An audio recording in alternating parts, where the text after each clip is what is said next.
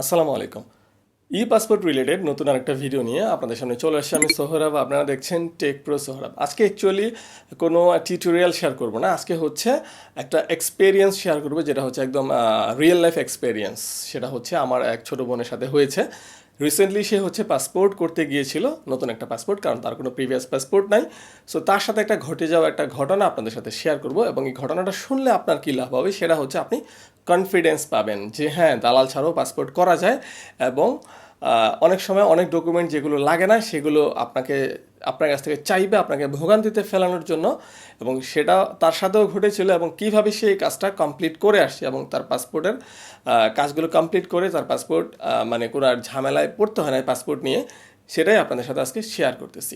So যদি আপনি passport করবেন বলে ভাবতেছেন, পাসপোর্ট অফিসে যাবেন বলে ভাবতেছেন, ভিডিওটা আপনার জন্য রিকমেন্ডেড।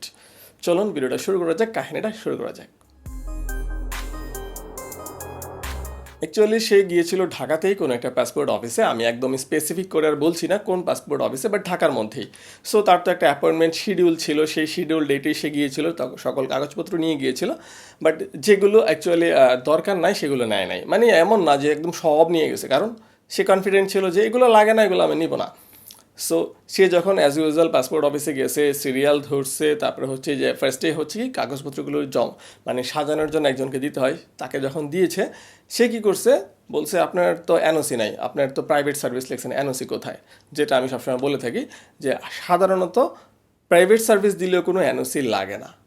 কাদের এনওসি লাগে? যারা হচ্ছে গভর্নমেন্ট জব করে, যারা হচ্ছে সরকারি চাকরিজীবী, তাদের এনওসি লাগে, অথবা জিও বা গভর্নমেন্ট অর্ডার লাগে, অথবা এনওসি বা নো অবজেকশন সার্টিফিকেট লাগে। যারা সরকারি চাকরি করে, যারা অফিসিয়াল পাসপোর্ট করবে, অর্ডিনারি পাসপোর্টে প্রাইভেট সার্ভিসের জন্য কোনো এনওসি লাগে না। সো সেও বলছে আমি তো প্রাইভেট সার্ভিস করি, প্রাইভেট সার্ভিসে তো এনওসি লাগে না, গভর্নমেন্ট জব করলে এনওসি লাগে।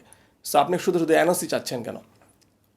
তখন ওই লোকটা কী করছে, ওর পেপারগুলোর ফার্স্ট পেজে একটা কলম দিয়ে টান দিয়ে ছিঁড়া ফালাই দিছে। ছিঁড়া না, মানে ছুঁড়া ফালাই দিছে। তো জিনিসটা কেমন চিন্তা করেন, মানে কত খারাপ ওরা। তো সে তো মেয়ে মানুষ, একটু ভেবা জায়গায় খাই গেছে, কিরে আমি তো শুনলাম এনওসি লাগে না, লাগবে না, তো এখন আবার এমন করতেছে কেন, আমার এনওসির জন্য কাগজপত্রই জমা নেবে না। সো সে কী করছে, তার হাজব্যান্ডকে ফোন দিছে। তার হাজব্যান্ড কাছেই ছিল, চলে আসছে।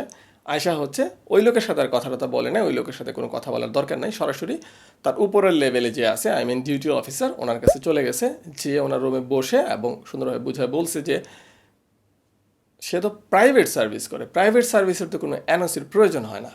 এনওসি লাগবে হচ্ছে যারা গভর্নমেন্ট জব করে এবং অফিসিয়াল পাসপোর্ট করবে। সো প্রাইভেট সার্ভিসের অর্ডিনারি পাসপোর্টে এনওসি কেন লাগবে?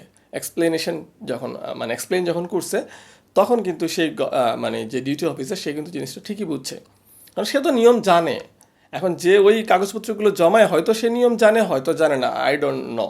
এমন হতে পারে সে জানেই না, তারা মানে ওখানে বসায় রাখছে কাগজপত্রগুলো গুছানোর জন্য, সে আদৌ নিয়ম জানে না, অথবা সে নিয়ম জানে মানে না, কারণ ওই যে সে একটা চূড়া ফালাই দিল, সেই লোকটা কী করলো, বুঝলো না কী করতে হবে, সে বাইরে গেল, একটা দালাল ধরলো, 3,000 টাকা দিল, পাসপোর্টটা ঠিকই জমা নিল। তখন কীভাবে জমা নিছে? ওই যে সে চূড়া ফালাইছে না, তারও 1,500 টাকা দিয়ে দিবে। এগুলোই হয়, আপনারাও জানেন। তো এই জন্য হয়তো ছুটে ফালাই দিছিল। যাই হোক, তারপরে হচ্ছে ওই ডিউটি অফিসার ঠিকই বুঝছে যে না, আসলেই তো যেহেতু প্রাইভেট সার্ভিসের এনওসি লাগে না, সে কিন্তু ঠিকই এটা নিয়ে নিছে, সিল টিল দিয়ে দিছে। তখন এসে ওই লোকটাই আবার জমা নিয়ে নিছে, কারণ দেখছে বসে সিল দিয়ে দিছে, আর কোনো করার নাই। সো এইটাই হয়েছে। সো এই এক্সপিরিয়েন্স থেকে কি বুঝলেন?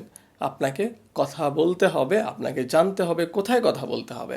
ওই লোকের সাথে চিল্লায় কিন্তু লাভ হইতো না, কোনো ফয়দা হইতো না, ওই লোক আপনার কথা শুনতোই না। কিন্তু যখন তার উপরে লেভেলে গেছে, ঠিকই লোকটা ভালো ছিল, সৎ ছিল, বুঝছে, এবং সে কিন্তু ঠিকই তার সিল টিল দিয়ে এবং এটা জমা নিতে বাধ্য হয়েছে যখন ওই লোকটা আবার।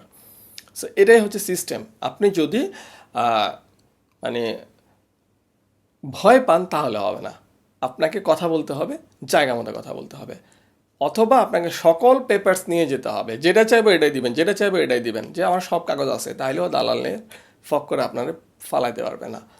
আর যদি কোনোটাই না পারেন, তাহলে আর কি করার, পাসপোর্ট অফিসে তো দালালে ভরপুর, টাকা দেন, পাসপোর্ট পেয়ে যাবেন। এটাই হচ্ছে আজকের মেসেজ। রিয়েল লাইফ একটা এক্সপিরিয়েন্স শেয়ার করলাম। আশা করি এই এক্সপিরিয়েন্সটা শুনে অ্যাটলিস্ট কিছুটা হলেও কনফিডেন্স পাবেন যে না, দালাল ছাড়াও পাসপোর্ট করা যায়, যদি আমি কথা বলতে পারি, জায়গা মতো কথা বলতে পারি। তো আজকের ভিডিওটা এই পর্যন্ত। যদি ভিডিওটা ভালো লাগে, উপকারে আসে, তাহলে অবশ্যই ভিডিওটাতে লাইক তো করবেনই, আর যদি ফেসবুকে দেখতেছেন অবশ্যই ফেসবুক পেজটাকে ফলো তো করবেনই, ভিডিওটা পারলে বন্ধুদের সাথে শেয়ার করতে পারেন, তাহলে কোনো না কোনো বন্ধু অবশ্যই একটু কনফিডেন্স পাবে। আর যদি ইউটিউব চ্যানেলে দেখছেন, চ্যানেলটা সাবস্ক্রাইব করে পাশে থাকবেন।